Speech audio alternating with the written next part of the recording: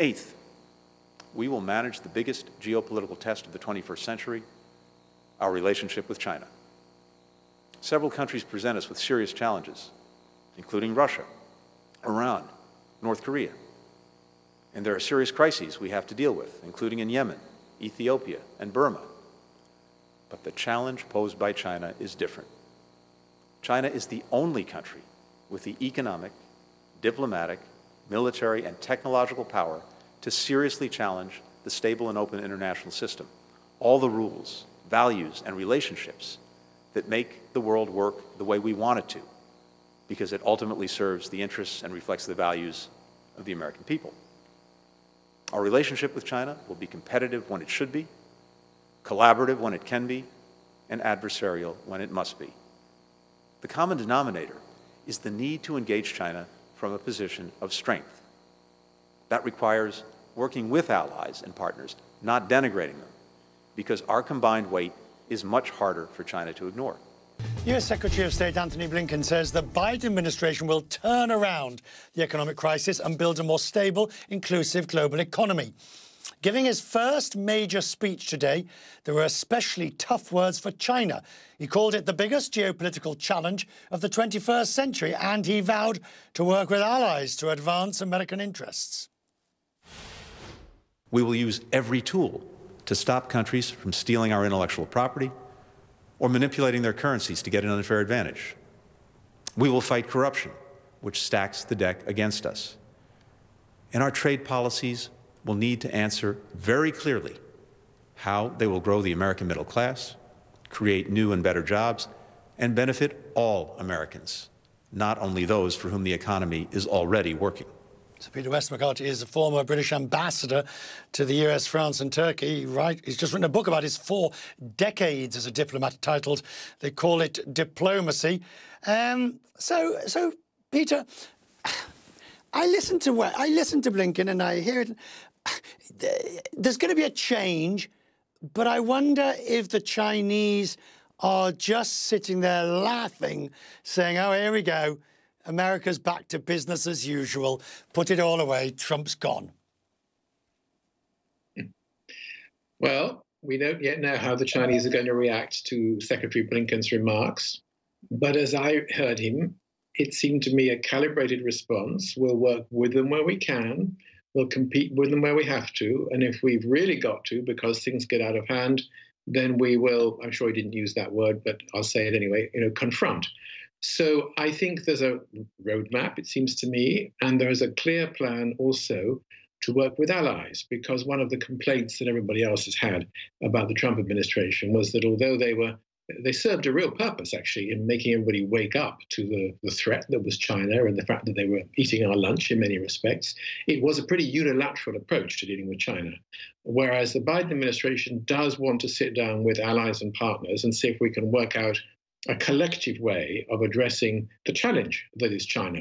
So I don't think they'll be laughing. I think they'll be saying, OK, here's a serious administration with a plan, and they're going to try and engage with others. Maybe it's in our own interest to see if we can engage with them rather than just to keep pushing, hoping that the whole Western system is going to fall down. How do you view the US and the UK now in a post-Brexit world? I think the United Kingdom is now scrambling a bit with the consequences of Brexit. We've got all sorts of bumps in the road in terms of trade and customs and non-tariff barriers and all the muddle that a lot of people predicted. We just have to hope that the bumps in the road for our trade with the European Union don't become kind of root canal treatment for the molars. With the United States, I have never believed that free trade agreements were the answer to all our prayers. We're going to compensate for the loss of business with the European Union. And now that we've got Janet Yellen saying, you know what, domestic economy is our priority and free trade agreements are going to be second order for us, I think, and you've also got fast track authority in Congress expiring in July. I'm not holding my breath for a free trade agreement with the United States. But I do think that in terms of foreign policy and climate change and dealing with terrorism and cyber and a lot of other world threats, that there's plenty of potential for post-Brexit Britain to engage with the United States. I just don't think the economic side is going to be transformed anytime soon.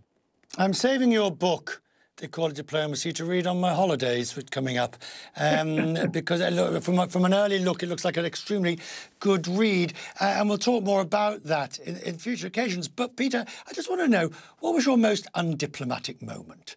What was, I mean, we're all familiar with that "with respect, Ambassador," "yes, Minister," you know, and all the sort of the meaning the opposite. But as you look back at 40 years, what's the one moment when you were truly undiplomatic? There's the moments when I was very embarrassed by my own mistakes. Whether that was undiplomatic, I don't know. I guess there was a moment, which is in the book, when I took the then Foreign Secretary to see the chairman of the Foreign Relations Committee on Capitol Hill, and we were more or less yelled at for daring to lobby on behalf of the nuclear deal with Iran, which we were told was going to cause a grave offense because it was an interference in domestic American politics. And I had to say, you know what, we are co-signatories of this, and we have every right to explain why this is a good thing, not least because the Prime Minister of Israel is calling every single day every member of the United States Senate, and he's not even a signatory of this deal. So we had a bit of a shouting match, which rather shocked me, because Bob Corker was a good friend of mine, and I was puzzled. But there's a million and one ways as a diplomat that you can be rude to people, isn't there? And they know you've been rude to them, but they can't put their finger on it. You've done it in that diplomatic way. Well, I might have been a little less diplomatic when I was once trapped by one of your colleagues into describing President Putin's behavior in 3 words. I should never do anything in 3 words. And I think I called him reckless, dishonest, and thuggish. This was shortly after Russian missiles had shot down an airliner over Ukraine, and the Russians were busy fabricating evidence to try to suggest that they hadn't done it. And there was a formal complaint about my undiplomatic language from a Russian embassy in London. But I was pretty unrepentant, and I have to say to you, Richard, that my head office did not complain at all about the language I'd used. And you've never been persona non grata?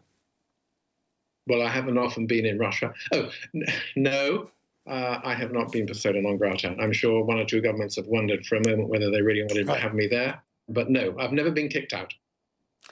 And you'll never be persona non grata on Quest Means Business. With respect, Ambassador, thank you.